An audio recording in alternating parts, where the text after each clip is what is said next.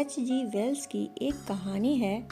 Mexico में एक छोटी सी घाटी है जहाँ सभी अंधे हैं, क्योंकि वहाँ के पानी और भूमि में कुछ ऐसे तत्व हैं कि बच्चों के पैदा होते ही महीने 2 महीने के भीतर उनकी आंखों की ज्योति चली जाती है। एक आंख वाला आदमी उस घाटी में पहुँच गया। वह चकित हुआ। वह विश्वास न कर सका कि कोई सैकड़ों आदमी अंधे हैं, एक भी आंख वाला नहीं। उसे उनसे बड़ा प्रेम हो गया। वह उन्हीं के बीच रहने भी लगा। वह एक युवती के प्रेम में पड़ गया। अब तक तो बात ठीक थी कि वह अजनबी था और बातें करता था, आँख की, रंग की, रोशनी की, इंद्रधनुषों की, फूलों की, हरियाली की। लेकिन जब अंधे उससे कुछ पूछते तो वह समझा ना पाता। अंधे पूछते, दिखाओ हरियाली कैसी है, समझाओ कि हरियाली कैसी है, तो वह क्या समझाता। समझाओ इंद्रधनुष, किसकी बात कर रहे हो तुम, कहाँ है, हम छू कर देखना चाहते हैं। वृक्षों को छू भी लेते तो हरियाली को छूने की बात समझ में ना आती। अतः वे हंसते और कहते, कोई पागल आ गया है। स्वभावतः भीड़ उनकी थी। लोकतांत्रिक दृष्टि से वही सही थे। संख्या उन्हीं की अधिक थी। वह अकेला था और वे सब थे।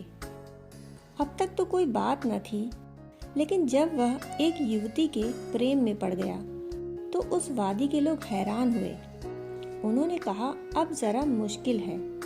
अगर वह आदमी विवाह करना चाहता है तो इसे हमारे जीवन के रीति रिवाज, नियम स्वीकार करने होंगे। हमारा पहला रीति नियम यह है कि हम आंखों को नहीं मानते और हम मानते हैं कि सब आंखें झूठी हैं। तो इसको इस झूठ का ख्याल छोड़ना पड़ेगा। इसको यह ख्याल छोड़ना पड़ेगा कि यह आंख वाला है।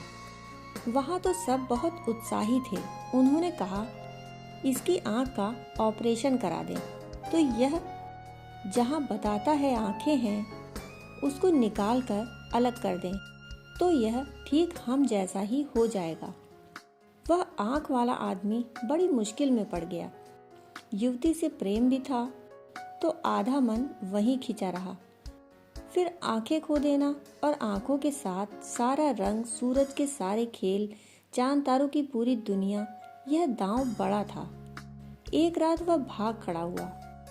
दूसरे दिन सुबह ही वे उसकी आंख की शल्य क्रिया करने वहां पहुंचे, पर वह वहां से भाग निकला क्योंकि यह बड़ी मुश्किल हो जाती।